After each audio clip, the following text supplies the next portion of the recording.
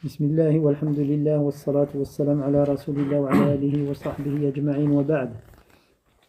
Donc dans notre étude des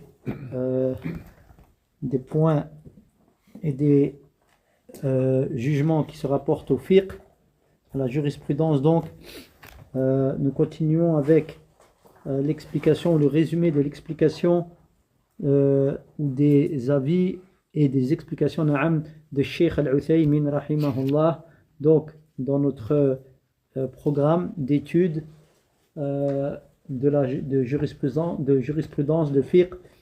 Donc on s'était arrêté dans le livre de la purification. On est toujours dans le sous-chapitre des eaux, qui traite des eaux, et on avait vu donc l'eau selon le madhab hanbali, elle peut être tahur, pure et purificatrice, tahir, pure mais non purificatrice, et on avait vu les différentes catégories d'eau pure mais non purificatrice, c'est-à-dire qui est pure à boire ou à utiliser, mais pas pour effectuer ses ablutions, ou quelles soient les ablutions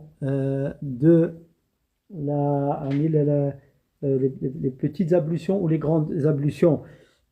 Donc, et on voit encore une catégorie aujourd'hui, Inch'Allah, c'est ce que dans le Nazm al-Jali fil fiqh al-Hanbali, l'auteur a défini comme étant cette catégorie d'eau pure non purificatrice. قال قليل مرموس لكف مسلمي عن نوم ليل ناقض به سمي. Donc il dit que le sens de ce vers, c'est une petite quantité d'eau dans laquelle le musulman trempe sa main à la suite d'un sommeil nocturne, donc comprenons, fait perdre le caractère purificateur à cette eau. Elle devient donc pure, mais elle n'est plus purificatrice. Je répète, ici il parle de petite quantité d'eau, comme on va le voir, dans laquelle le musulman a fait pénétrer sa main à la suite d'un sommeil nocturne. Voilà une catégorie d'eau pure non purificatrice, donc il rentre dans la deuxième catégorie des eaux après qu'on ait vu l'eau pure et purificatrice, tahor. On conclut Inch'Allah avec ceci pour l'eau pure mais non purificatrice. Donc dans le bait, donc les vers qu'on a vus ici, il faut que le sommeil, ce soit un sommeil qui soit de longueur suffisante pour annuler les ablutions. D'accord? C'est pas juste le fait de somnoler un petit peu, mais c'est ce qui annule un sommeil qui doit annuler les ablutions. Donc Cheikh Al-Uthaymin à ce sujet, il dit les conditions pour que l'eau dont on vient de parler, elle devienne pure mais non purificatrice, donc elle perde son caractère de purificatrice. Donc il dit, c'est que l'eau soit en petite quantité, que ce que l'on doit faire pénétrer dedans, c'est la main, que la personne qui fait pénétrer sa main dedans, ce soit un musulman, et qu'il soit responsable. Musulman, responsable. Donc, et que le sommeil concerné, ici, ce soit un sommeil de nuit. Et qu'il soit donc ce sommeil, par exemple, donc on a dit qu'il doit entraîner ce sommeil, il doit entraîner l'annulation des ablutions. D'accord? Si quelqu'un s'est endormi, donc par exemple avec les ablutions, il faut que ce soit un sommeil qui soit donc assez long pour entraîner l'annulation des ablutions, c'est-à-dire qu'il n'ait plus conscience, car il y a des traces des Sahaba radiyallahu anhum qui disent qu'ils somnolaient entre le Maghrib et l'Isha, et le prophète sallallahu alayhi wa sallam sortait et il se levait, il faisait salat avec le prophète. Ça n'était pas un sommeil, c'était une somnolence qui ne faisait pas perdre les ablutions. Donc ici, il faut que ce soit un sommeil qui fasse perdre les ablutions. Donc ici, les conditions qu'il a données, elles sont au nombre de... Donc, on les répète, l'eau en petite quantité, ensuite, soit la main qui entre dans cette eau, la main, que ce soit un musulman mukallaf, donc responsable, musulman responsable, que le sommeil soit un sommeil nocturne et qu'il soit annulateur des ablutions. Donc ici 6. D'accord? Si on sépare musulman et mukallaf, ça fait 7. Ils ont pris ces conditions, elles ont été tirées du hadith du prophète sallallahu alayhi wa sallam. Lorsque l'un d'entre vous se réveille donc de son sommeil, alors qu'il ne plonge pas sa main dans le récipient donc dans lequel il va faire ses ablutions, jusqu'à ce qu'il la lave, donc il se lave les mains 3 fois. Car l'un d'entre vous ne sait pas où sa main a passé la nuit. Aïna batat yaduhu. Donc c'est tiré de ce hadith. Donc de ce hadith, des éléments que l'on trouve dans ce hadith, donc là, on peut, quand on regarde ce que le prophète sallallahu alayhi wa sallam a posé ici comme condition, donc on prend les contraires des choses évoquées et on les sort de des choses soumises ou des points soumis au jugement en question, c'est-à-dire le jugement dont on est en train de parler ici, l'eau qui va perdre sa qualité purificatrice. Donc dans ce hadith il exclut quoi? Donc comme il parle il dit lorsque l'un d'entre vous, qui c'est vous, il parle aux sahaba, aux musulmans, donc les mécréants sortent de ce jugement. Donc celui qui n'est pas responsable, donc tel que l'enfant ou autre, parce qu'il dit l'un d'entre vous, donc celui qui va faire ses ablutions, donc les autres ils ne sont pas tenus ni pour responsables. Donc également de ce hadith, il est exclu quoi? Ce qui n'est une partie du corps qui n'est pas la main, parce que le prophète il dit que l'un d'entre vous ne fasse pas pénétrer sa main. Donc ce qui n'est pas la main, ils sont appuyés là-dessus pour sortir les autres membres du corps. Donc également est exclu des conditions le sommeil diurne, le sommeil en journée. Que le prophète sallallahu alayhi wa sallam, il dit, l'un d'entre vous ne sait pas où sa main a passé la nuit, c'est-à-dire, donc il a dit en arabe, batat yaduhu, d'accord? Ici, c'est le mot batat, c'est particulier à la nuit. Donc le sommeil de jour n'est pas concerné par ce jugement, quand bien même le sommeil de jour serait un sommeil de longue durée. Ainsi que le sommeil de nuit, il n'est pas concerné s'il est de courte durée. Pourquoi? Parce que dans ce cas-là, le prophète sallallahu alayhi wa sallam, il a dit, l'un d'entre vous ne sait pas où sa main, ni ce qu'a fait sa main. Donc lui, celui qui dort d'un sommeil court, donc il est non pas conscient à 100%, mais il sait, cet homme, cette personne, elle est consciente de l'endroit où sont ses mains durant ce sommeil de courte durée.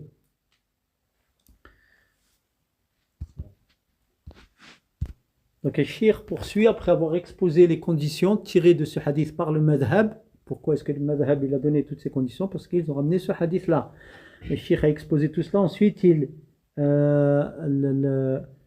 donne son avis ici, ou son avis un avis d'autres savants qui dit cependant donc on peut dire la parole du prophète sallallahu alayhi wa sallam, l'un d'entre vous ne sait pas. Quand le prophète sallallahu alayhi wa sallam il dit l'un d'entre vous ne sait pas où sa main, ce qu'a fait sa main durant son sommeil. Donc cette parole là, la yadri, il ne sait pas, c'est une preuve du fait que l'eau n'a pas changé en fait. Elle n'a pas changé l'eau. D'accord? C'est une preuve que l'eau, elle n'a pas changé. Quand le prophète il a dit il ne sait pas, ça veut dire que l'eau, en fait, elle n'a pas changé. Pourquoi?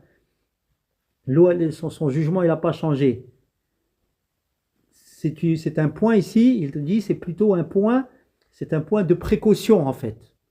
C'est un point de précaution. Il ne sait pas où sa main a été, donc il se peut, effectivement, que l'eau, elle est comme ça, mais il va nous expliquer, Cheikh, que donc c'est une précaution, mais la certitude, elle est où? Sur le fait que l'eau, elle était pure. L'eau, elle est pure au départ. Lui, sa main, il ne sait pas si elle a touché quelque chose d'impur pendant son sommeil, etc. Elle a quelque chose de son corps ou autre. Donc il dit, c'est une pure précaution ici. L'eau reste pure, l'eau, elle est pure. Donc il dit en fait, là je me répète, quand il dit le prophète sallallahu alayhi wa sallam, il ne sait pas, ça veut dire qu'effectivement il ne sait pas, mais les choses, on dit, comme la règle en islam, elle dit, on reste basé sur la certitude. Et la certitude au sujet de cette eau, même quand il plonge l'eau, c'est quoi? Au départ, l'eau, elle est pure. Il trempe sa main dedans. Il se peut que sa main ait touché quelque chose d'impur, mais est-ce que l'éventualité, elle est assez forte? Une éventualité, elle peut détruire une certitude. Un doute peut-il détruire une certitude? Non. Une certitude, elle ne peut être annulée que par une autre certitude. D'accord? Ça, c'est une règle. Ça, c'est une règle générale en islam.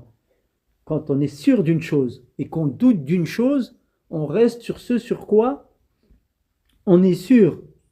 Donc ici, en fait, le cheikh, il dit, c'est juste ici, c'est par précaution. D'accord? C'est une précaution. Donc, je répète, je traduis ce que Cheikh a dit. Il dit car la certitude, ici, c'est que l'eau, elle reste pure et purificatrice. Il reste sur le madhab là. Parce que lui, on ne sait pas encore ce que lui il dit. Est-ce que l'eau, l'eau, elle est trois catégories, pure et purificatrice, pure et non purificatrice, et souillure.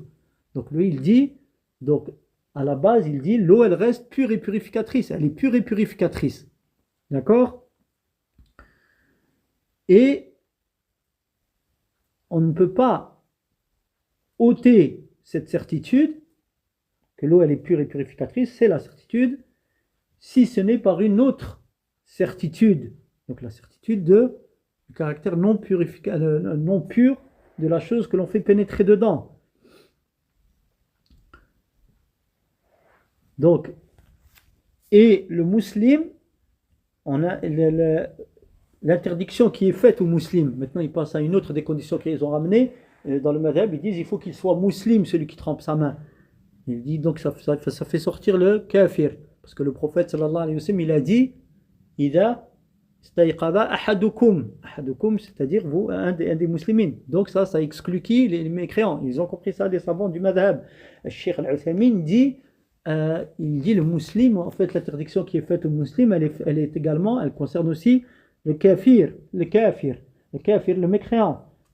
À la base, le mécréant, lui, tant qu'il ne dit pas la ilaha illallah, sa salat, elle ne peut pas être bonne.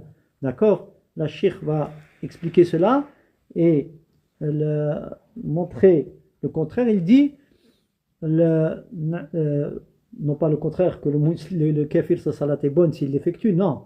Il faut qu'il rentre d'abord en islam, mais qu'il est responsable.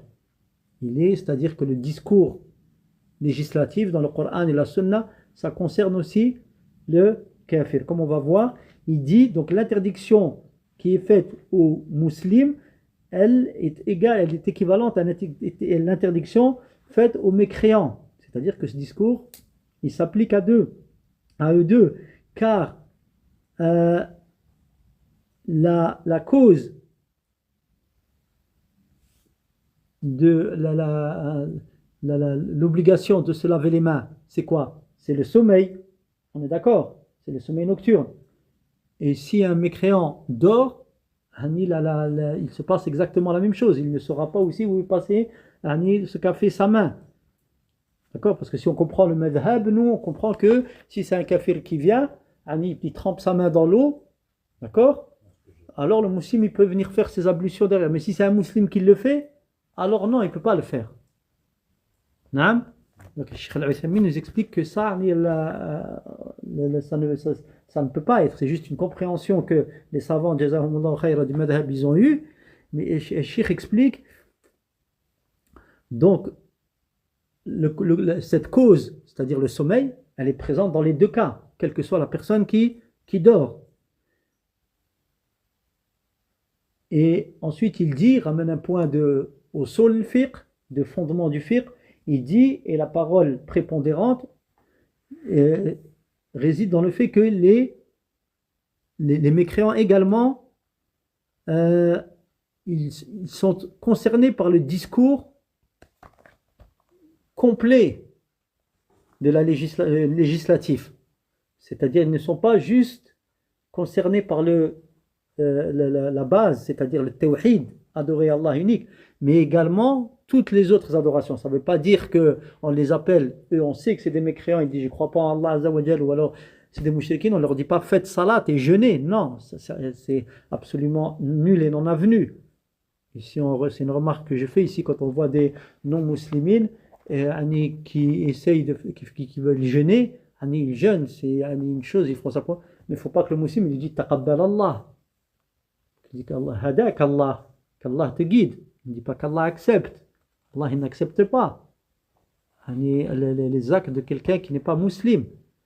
Donc ici, cependant, le fil du discours, le discours législatif, dans son entièreté, il concerne, donc bien entendu les musulmans et les non-musulmans.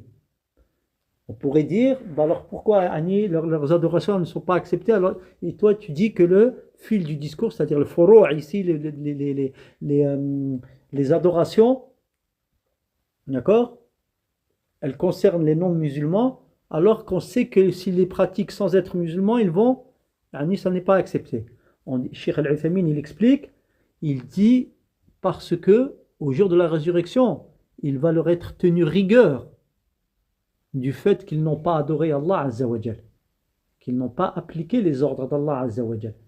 D'accord? Donc, ici, pour cette raison, on dit qu'ils sont concernés par tout le discours législatif, pas juste par l'appel au tawhid. C'est la première chose par laquelle ils sont concernés, c'est la clé qui va ouvrir la porte de l'acceptation des adorations, mais cependant, ils sont quand même, il va leur être tenu rigueur des actions, ce qu'on appelle le furu', les branches, d'accord, de la législation, c'est-à-dire l'adoration, etc., et toutes les choses dont le croyant est responsable.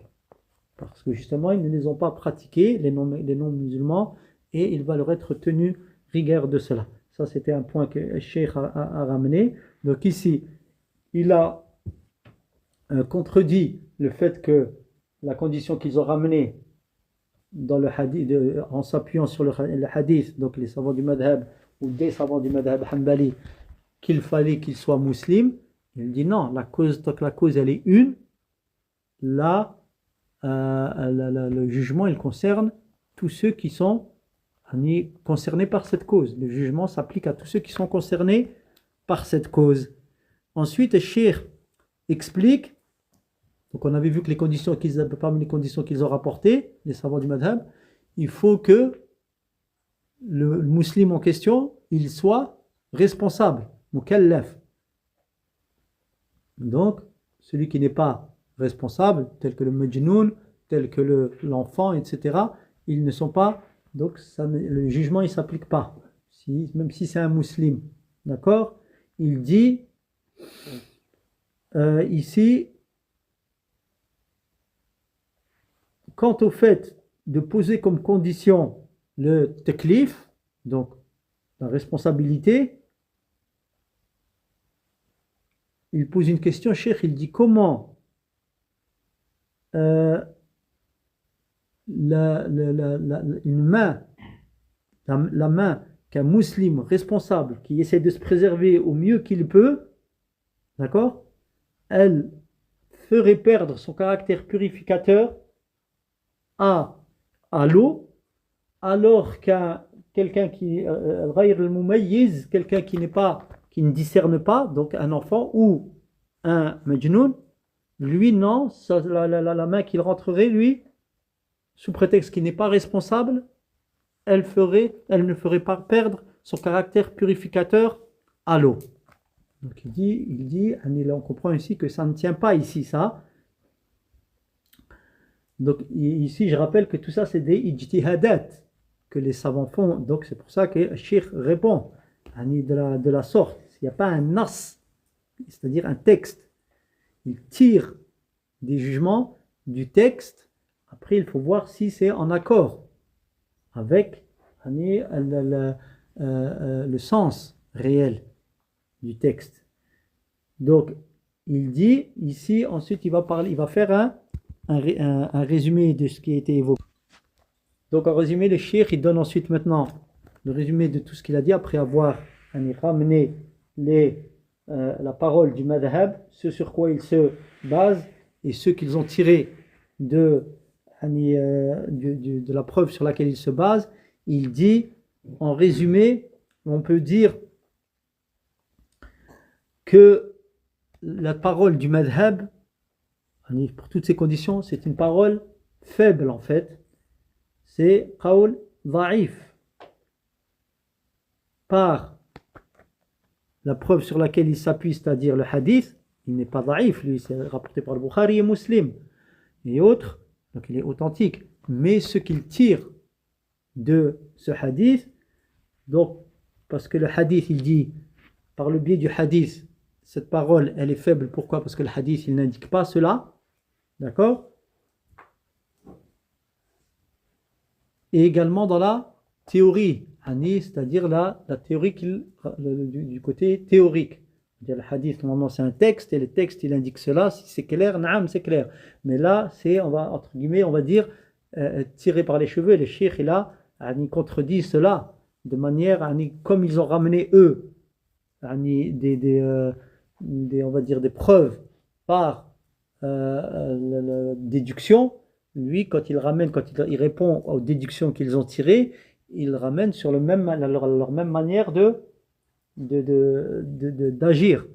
Donc, il ramène une conséquence de la déduction qu'il ramène. Vous avez utilisé ça comme preuve, ça doit être un musulman. Voilà, pourquoi le professeur Sam, il a donné la cause. Il a dit, c'est parce qu'il ne sait pas où sa main a passé la nuit. D'accord? C'est-à-dire ce qu'elle a fait pendant la nuit. Il dit, voilà, si tu prends et si vous excluez le kafir, mais le kafir, il est dans le même cas que le musulman. Également, il ne sait pas où est-ce que sa main, elle a passé la nuit. Donc, ça ne tient pas. Et pareil, quand vous vous dites qu'il faut qu'il soit responsable, il dit, pourquoi responsable? Un musulman, au contraire, il est plus à même de se préserver. Il est hafiz, il essaie de se préserver du mieux qu'il peut. Un non responsable, il est beaucoup moins vigilant qu'un musulman. D'accord? Donc il démontre de la manière qui a été utilisée par les savants, et lui, c'est pas lui-même qui fait ça, bien entendu, lui il ramène, bien sûr c'est un savant, mais c'est parce que ça a été contredit par d'autres savants avant lui. Donc il dit la parole, je répète, la parole que l'on retient ici, c'est le fait que l'eau ici concernée, c'est-à-dire l'eau dans laquelle un musulman il a trempé sa main après un sommeil nocturne, il est comme dans le hadith, dans le texte du hadith, elle ne perd pas son caractère purificateur. D'accord? Contrairement à la vie du mazhab qui dit elle est encore pure mais elle n'est plus purificatrice. Donc non, elle reste purificatrice. Donc il dit, et ce qu'ils ont tiré du hadith ne tient pas, et également au niveau théorique, car les conditions ici, elles ne tiennent pas, on ne peut pas les imputer au hadith. On ne peut pas les imputer, les déductions faites, parce que si tu t'appuies sur un hadith, il faut que ce que tu tires du hadith, il faut que ça ne souffre aucune contradiction. D'accord? Aucun contresens. D'accord? Tu peux donc pas imputer ça au hadith. Tu peux pas, dans les conditions qu'ils ont rapportées, certaines, ce qu'on a vu et qu'il a contredit Cheikh, donc elles ne peuvent pas être imputées au hadith. Parce qu'on ne pourrait pas les contredire sans cela. Donc le prophète sallallahu alayhi wa sallam, ça n'est pas ce qu'il a voulu dire. Allahu ta'ala a'lam. Donc il dit ce qui est sûr, c'est quoi? C'est que l'eau, cette l'eau concernée par ce hadith, elle reste purificatrice, tahor, mais celui qui fait ce que le prophète a interdit ici, qu'est-ce qu'il a? Il commet un péché. Parce qu'il va à l'encontre de ce que le prophète sallallahu alayhi wa sallam il a interdit. Il commet un péché, mais l'eau, elle reste, elle garde son état.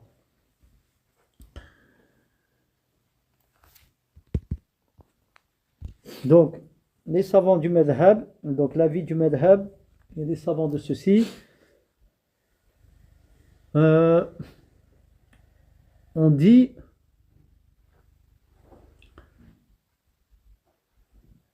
cependant, si il ne trouve pas d'autre eau que celle-ci, c'est-à-dire l'eau qui a perdu son caractère purificateur, alors il effectue ses ablutions avec cette eau et ensuite il fait tayammum. Ensuite il fait le tayammum. Le cheikh répond, il dit mais quelle preuve de cela? Dans le livre d'Allah Azza wa Jal, le Coran, et dans la Sunna. Soit il dit on utilise l'eau, soit on utilise le tayammum. Si maintenant quelqu'un il dit tu fais le wudu ensuite tayammum, c'est dire une chose sans que ça ne soit stipulé dans le Coran ou dans la Sunna. Donc, et ils ont dit, les gens du madhab, pourquoi ils ont dit cela? Du fait que l'eau en question, elle a changé d'état. Elle est passée de l'état de purificatrice à pure. D'accord? Donc tout cela basé sur la catégorisation du madhab de l'eau en 3 catégories: purificatrice, pure, non purificatrice et impure. Donc le vers suivant du An-Nadhm al-Jali, donc je répète que ce sont des vers résumant des définitions et des jugements du madhab hanbali. Donc il dit وَثَالِثُ الْأَقْسَامِ مَا تَنَجَّسَ قَلِيلُهُ حَيْثُ يُلَاقِي نَجَسَ. Donc et la troisième catégorie, c'est-à-dire d'eau, c'est ce qui est devenu impur, c'est-à-dire d'eau, en petite quantité, c'est-à-dire une petite quantité d'eau devenue impure par le simple fait qu'elle ait été en contact d'une impureté, d'une souillure. D'accord? D'une najasa. Donc ça c'est la première sous-catégorie de la troisième catégorie d'eau. On va voir la deuxième tout à l'heure, Inch'Allah. Donc il dit, la troisième catégorie, on avait vu la première, c'est l'eau, en arabe, tahur. La deuxième, c'est tahir. Tahir, pure mais non purificatrice. On ne peut pas faire ces ablutions avec. Troisième catégorie, impur, najis. D'accord? Donc ici, ils vont être évoqués 2 sous-catégories, lorsqu'elle est en petite quantité et lorsqu'elle est en grande quantité. Quand elle est en petite quantité, quand est-ce qu'elle devient najis, impure? Quand elle est en contact avec une souillure. Ici, la parole du madhab, l'eau impure, 2 catégories. Première, elle est en petite quantité, elle est pure, petite quantité. Le simple fait qu'une souillure la touche la rend impure. C'est-à-dire, même si elle n'a pas changé. D'accord? Aucune de ces la spécificité n'a changé, la couleur ou l'odeur ou le goût. Elle est impure, selon la parole du madhab. Donc, le cheikh explique qu'il y a un groupe de savants. Wallahu ta'ala a'lam, je ne veux pas imputer cette parole à Cheikh Al-Uthaymin, parce que il y a aussi, donc j'ai tiré aussi des livres des avis de Subul al-Salam, donc le sharh de Bulugh al-Maram, et dans Taysir al-Allam, sharh Umdat al-Ahkam. Donc ici, je crois qu'il y a Cheikh Al-Uthaymin qui dit qu'il y a un groupe donc de savants.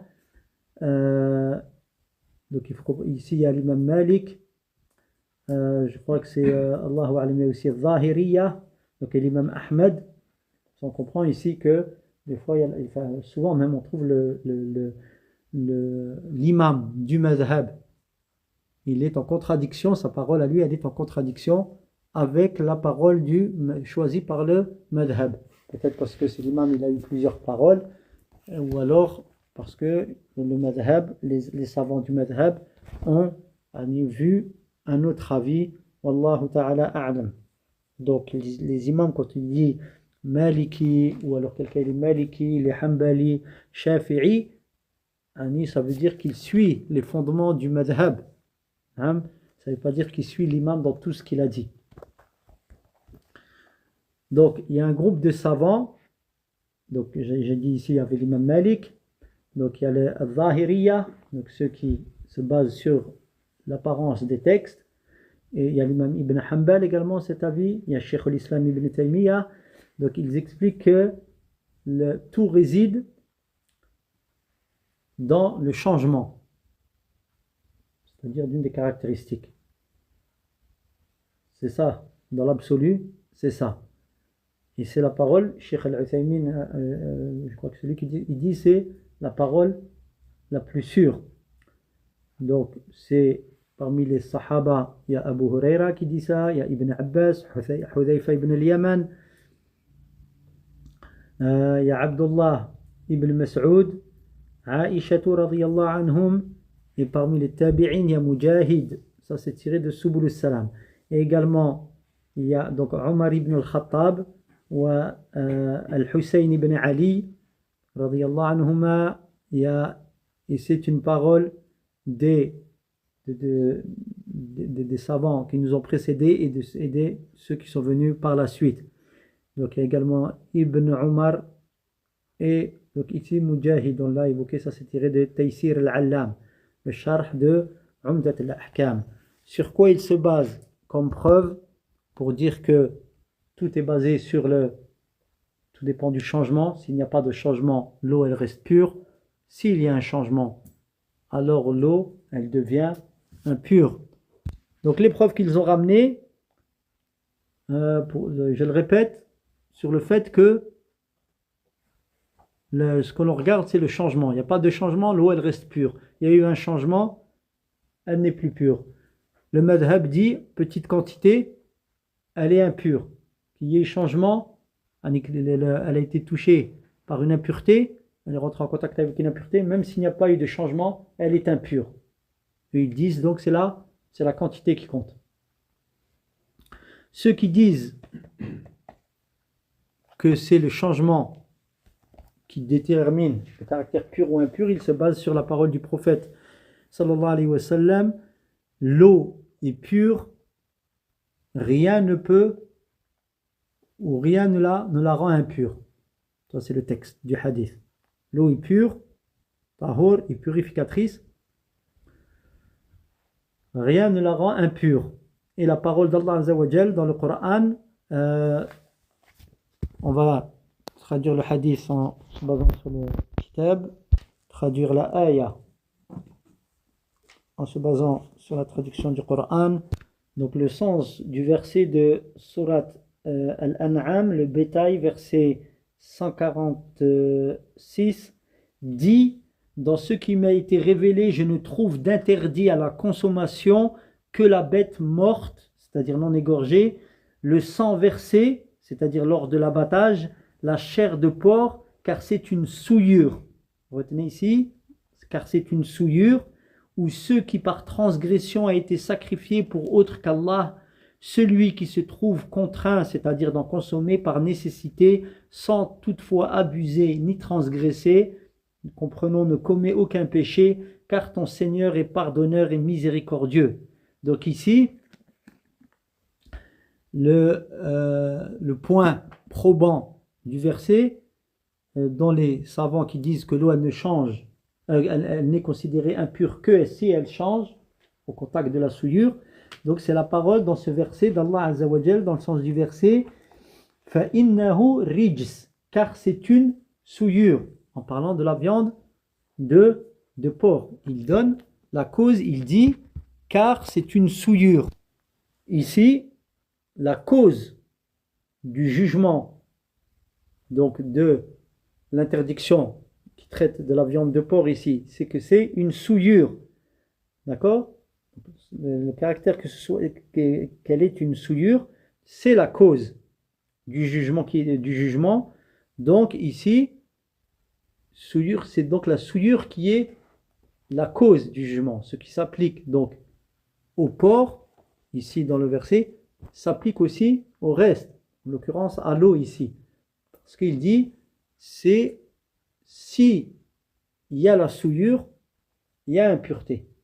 D'accord? S'il n'y a pas la souillure, il n'y a pas donc le jugement qui s'applique, c'est-à-dire qu'elle perd son caractère de pureté. Donc le wujud ou l'adam. S'il n'y a pas l'impureté ou la souillure, l'eau elle reste sur le jugement de base.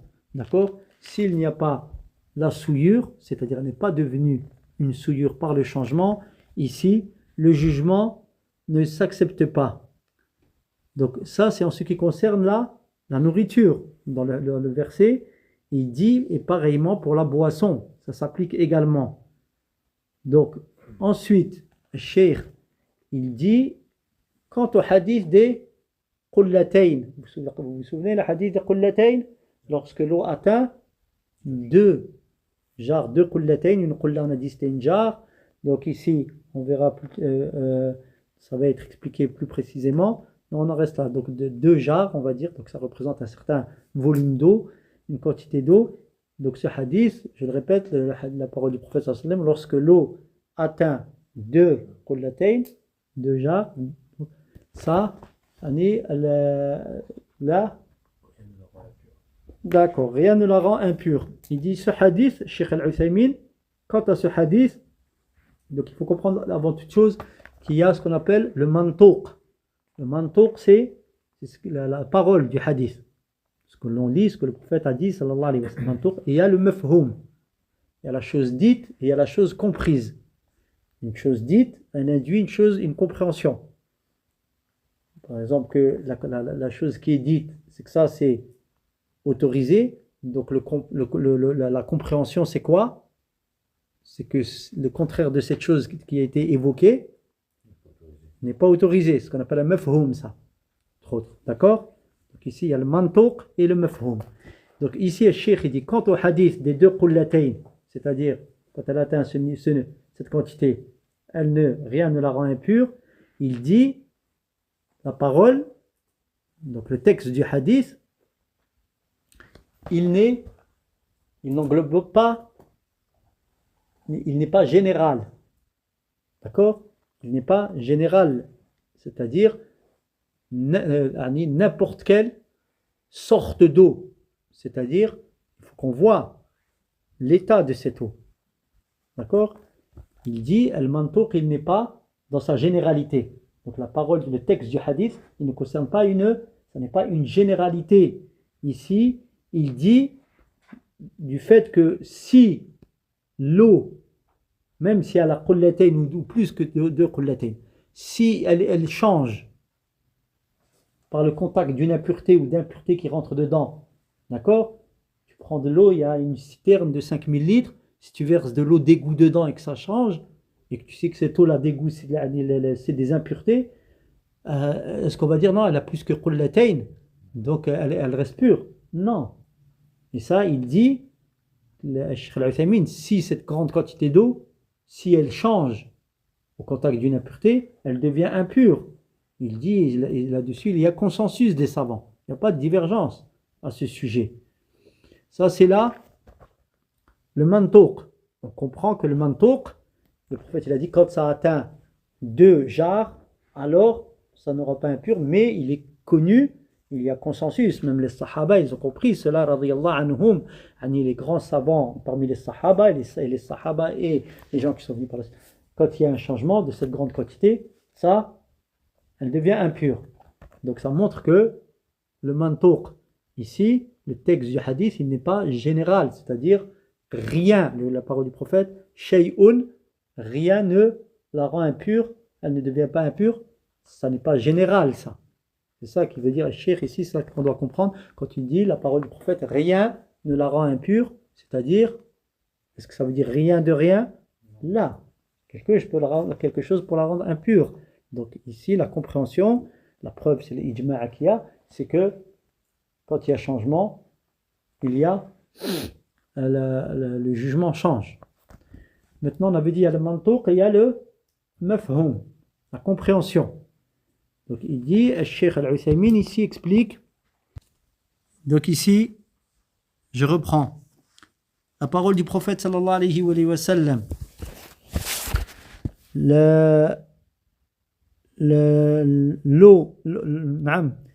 Lorsque l'eau atteint 2 jars, 2 qullatayn, rien ne peut la rendre impure. Donc ici, Cheikh Al-Uthaymin explique qu'il y a le mantouk et il y a le mafhoum. Le mantouk, c'est le texte, ce que le prophète sallallahu alayhi wa sallam a dit, donc ça indique quelque chose. Le mafhoum, ça veut dire, si on a trouvé une autre traduction, c'est la compréhension, mais à contrario, au contraire du mantouk. Donc le changement, le hukm, normalement, il change avec le contraire de ce que le prophète sallallahu alayhi wa sallam il a dit. Le prophète il a dit, quand elle atteint 2 jars, alors rien ne la rend impure. Ici on a vu qu'il y avait un ijma', bien sûr, dès qu'il y a quoi? Un élément, le changement, si c'est une impureté qui est en contact avec cette eau, même en grande quantité, il y a un ijma' des savants sur le fait qu'elle devient impure.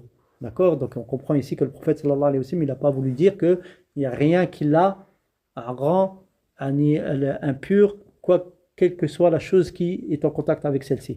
Donc le mantouk ici, il n'est pas, comme on l'a dit, général.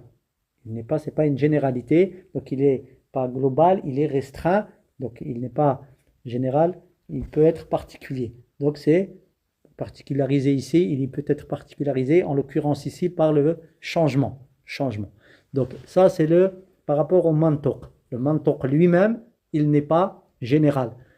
Le mafhoum, la compréhension à contrario, elle voudrait dire quoi? Ça voudrait dire que quand ça descend en dessous de qullatayn, de 2 jars, donc elle est impure. Donc quelque chose, la rend impure.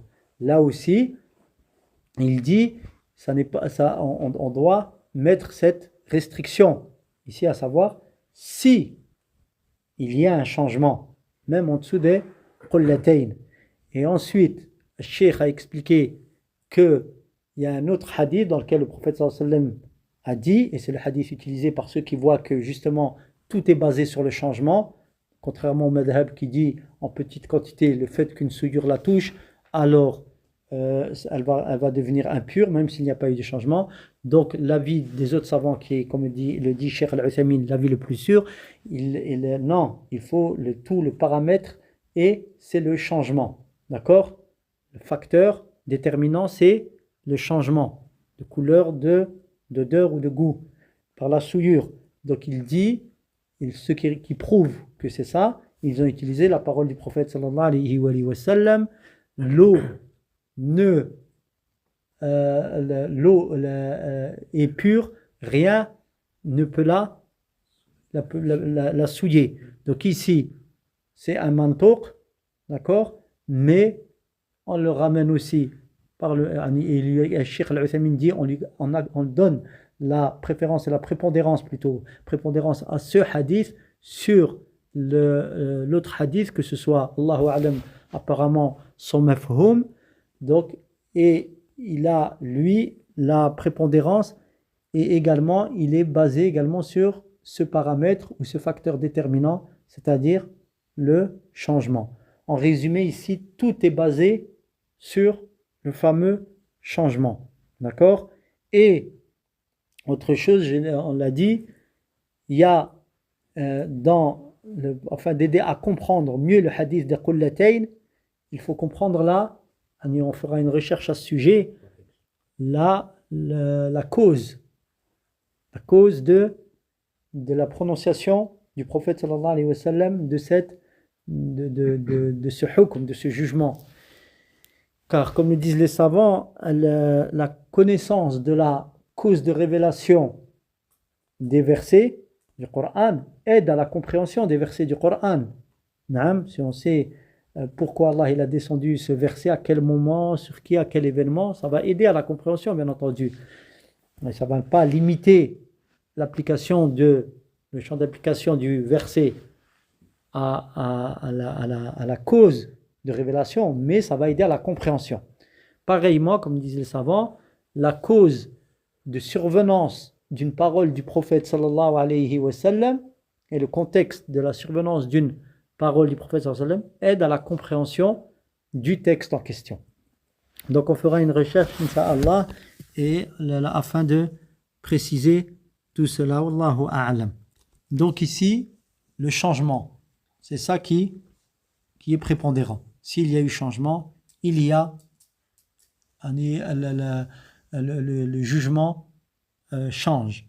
Sans changement effectif de cette eau, alors le jugement reste à la base, le jugement de base, donc la pureté. Wallahu a'lam. Une précision ici, il n'y a pas que le madhab hanbali qui voit cet avis, c'est-à-dire que le simple contact avec une souillure entraîne le caractère impur de l'eau, annule le caractère pur de cette eau. Il y a aussi chez Al-Shafi'iyya et Al-Hanafiyya, dans le madhab Shafi'i et dans le madhab Hanafi. Wallahu a'lam. Donc ici, la deuxième sous-catégorie d'eau impure, dans le madhab, ils disent أو بتغير ولو يسير حيث يكون ماؤه كثيرا. Donc après avoir évoqué l'eau en petite quantité qui devient impure par simple contact d'une souillure, indépendamment du changement qui s'est produit ou non, pour elle devient impure. D'accord? La deuxième catégorie, donc, ils disent ou si elle a subi un changement, même minime, si elle est en grande quantité. D'accord? Là, il faut intervenir le paramètre du changement. Donc, qui les suit dans cet avis? Il y a le madhab maliki, le madhab Hanafi et le madhab Shafi'i. C'est tout à fait logique qu'il y ait une unanimité dans les madhahib, dans la mesure où il y a eu un changement. Dans la première catégorie, il y avait une divergence parce que justement, il y avait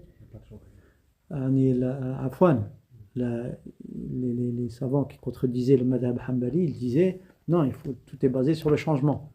Donc ici, ils disent s'il y a changement d'une grande quantité, le madhab dit ça, alors là, elle devient impure. Donc obligatoirement, ceux qui, dans le premier point, contredisaient, donc ils vont être d'accord avec cela, puisque c'est les changements qui déterminent tout selon eux.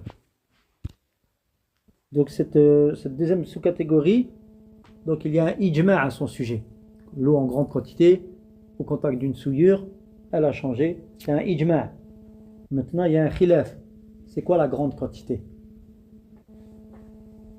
Qu'est-ce qu'une grande quantité? Donc il y a Al-Hanafiya, ils disent que la grande quantité, c'est une eau. Lorsqu'un être humain, il bouge, il fait une vaguelette d'un côté de l'eau, de la surface en question, la vague n'atteint pas l'autre côté. Ça, c'est une grande quantité chez la Hanafiya. Et ils disent, au sujet du hadith des Qullatayn, qui parle de Qullatayn, ils disent que c'est un hadith, il est muztarib. C'est-à-dire qu'il est, c'est une catégorie de hadith le faible.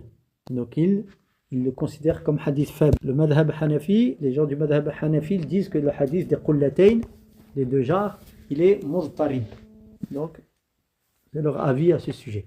Donc je répète, muztarib, c'est lorsqu'il y a une divergence entre, dans un même hadith, il peut être rapporté de plusieurs manières, et on va avoir dans une version, sur plusieurs versions, et dans une version, il va y avoir un changement par rapport à l'autre.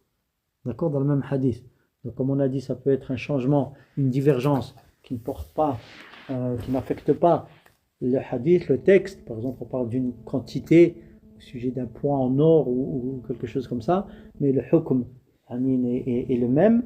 Donc il n'y a pas de, il ne prête pas à mal, et il se peut que ce soit également quelque chose qui est plus important dans le texte ou dans le sanad. Alors là, l'iztirab ici, il va rendre le hadith faible. Toujours est-il que le madhab de la Hanafiya, il voit que ce hadith des qullatayn, c'est un hadith faible. Quant à l'autre hadith, c'est-à-dire celui qu'on avait vu, l'eau est purificatrice, rien ne peut la rendre impure. Ils disent c'est l'eau en quantité qu'on a la quantité qu'on a décrite nous, c'est-à-dire l'eau avec la vaguelette ou la vague. Donc c'est ce qu'ils voient, c'est pour ça qu'ils disent que c'est l'eau, la grande quantité en eau, c'est ce qu'ils voient eux. Je répète, une grande quantité, quand tu secoues un côté de la surface, la vague ou la vaguelette que ça produit n'atteint pas l'autre côté. Quant au madhab shafi'i, lui, comment il définit la grande quantité d'eau? Il dit c'est les qullatan. D'accord? Il dit c'est les qullatan.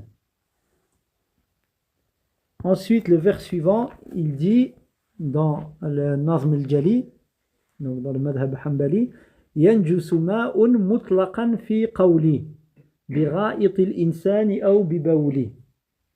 Donc dans le madhab hanbali, il dit l'eau, elle devient impure. Donc ici, quelle que soit la quantité, selon une parole dans le madhab, donc ça veut dire qu'ici on comprend qu'il y a divergence, par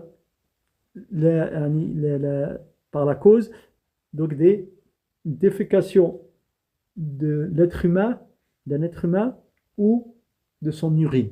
Donc l'urine ou les selles de l'être humain, elles rendent l'eau impure, c'est-à-dire dans le madhab, quelle que soit sa quantité, mutlaqan, dans l'absolu. Ça c'est la parole du madhab. Les mutaqaddimin, c'est-à-dire les premiers dans le madhab, ils ont dit la chose suivante. Ils disaient, lorsque l'eau, donc on ne parle pas de l'eau en petite quantité ici, c'est clair et net, le fait quelle que soit l'impureté qui la touche, elle devient impure dans le madhab. Donc les premiers du madhab au sujet de l'eau en grande quantité, la grande quantité c'est qullatan, d'accord? Comme on va le voir par la suite, ils voient comme le madhab shafi'i que la grande quantité c'est qullatan. Donc les premiers du madhab, donc les salafs du madhab, les premiers, ils disaient leur avis c'est que lorsqu'elle atteint donc la quantité qui la rend en grande, enfin qui lui fait atteindre les caractères de grande quantité, donc les qullatayn, donc elle devient impure, l'eau, par la cause de les selles ou l'urine de l'être humain, si donc elle atteint cette quantité de 2 jars, excepté s'il est difficile d'ôter cette impureté, alors dans ce cas-là, si c'est difficile, trop difficile, alors là, elle ne perd pas sa qualité de pureté, l'eau en question. Taïb, ça c'est les mutaqaddimin, les premiers. Ceux qui sont venus, donc les savants du madhab, les derniers, ceux qui sont venus par la suite, ils disent,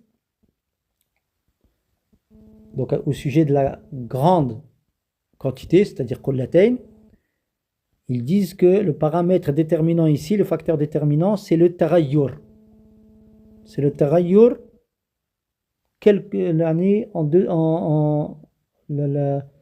en faisant abstraction de la sorte d'impureté. Donc c'est, apparemment on comprend quoi, que c'est comme dans le bait de tout à l'heure, s'il y a eu un changement. D'accord? Donc, et ils ont ramené comme preuve la parole du prophète sallallahu alayhi wa sallam, que personne parmi vous n'urine dans l'eau stagnante, donc qui ne coule pas, ensuite il se lave dans celle-ci. Donc ils ont utilisé ce hadith. Le Cheikh Al-Uthaymin, il répond à cette preuve et il dit, le prophète sallallahu alayhi wa sallam n'a pas dit cette eau, l'eau dans laquelle il a uriné, stagnante, il n'a pas dit que cette eau, elle était impure. D'accord? Il a plutôt interdit d'uriner en celle-ci, puis de se laver à l'aide de cette eau. Donc il n'a pas dit qu'elle était impure, mais il a interdit de se laver dans cette eau. Pourquoi? Il dit parce qu'on ne peut imaginer que faire de cette quantité d'eau là, cette eau stagnante, en faire un lieu d'aisance, c'est-à-dire uriner en celle-ci, ensuite revenir dans celle-ci, utiliser cette eau pour effectuer son lavement en celle-ci. C'est comme la parole du prophète sallallahu alayhi wa sallam quand il dit que qu'aucun d'entre vous ne flagelle son épouse comme on flagelle un esclave et ensuite il dort avec elle. C'est quoi le sens de ce hadith? C'est-à-dire, ne faites pas ces deux choses-là. Ça ne veut pas dire, quand quelqu'un a flagellé son épouse, il ne va pas dormir avec elle. Non, c'est une interdiction que le prophète sallallahu alayhi wa sallam, il dit, ne flagellez pas vos épouses comme on flagelle un esclave, et ensuite, vous allez dormir avec elle. C'est-à-dire, qu'est-ce qu'il a voulu ici, le prophète sallallahu alayhi wa sallam, dans ces hadiths, interdire de faire, l'interdiction qui est visée ici, c'est de flageller son épouse. Mais ça ne veut pas dire que si tu l'as fait, et que la personne a fait preuve de ce mauvais comportement, ça ne veut pas dire que c'est une interdiction de dormir avec elle. Non. C'est-à-dire, alors que toi tu fais ça et après tu vas dormir avec elle. Le prophète sallallahu dans un autre texte, il a montré le caractère non louable, loin de là, de faire cela ou de frapper son épouse et d'ensuite, comme si de rien n'était, il va dormir avec elle. Pareil, dans ce hadith, le prophète sallallahu alayhi wa sallam, il dit que l'un d'entre vous n'urine pas dans une eau stagnante et ensuite il va se laver en celle-ci. Ça veut dire quoi? Ça ne veut pas dire qu'elle est devenue impure. Ça veut dire que faire cela et y aller, se laver, ce n'est pas une chose, il ne faut pas faire les deux choses-là. Mais ça ne veut pas dire qu'elle est impure. Donc ici, les chiites, on comprend que l'avis qu'il défend, c'est que tout est basé sur le changement, quelle que soit la nature de l'impureté. Wallahu ta'ala alam wa sallallahu ala nabiyyina Muhammad wa ala alihi wa sahbihi ajma'in.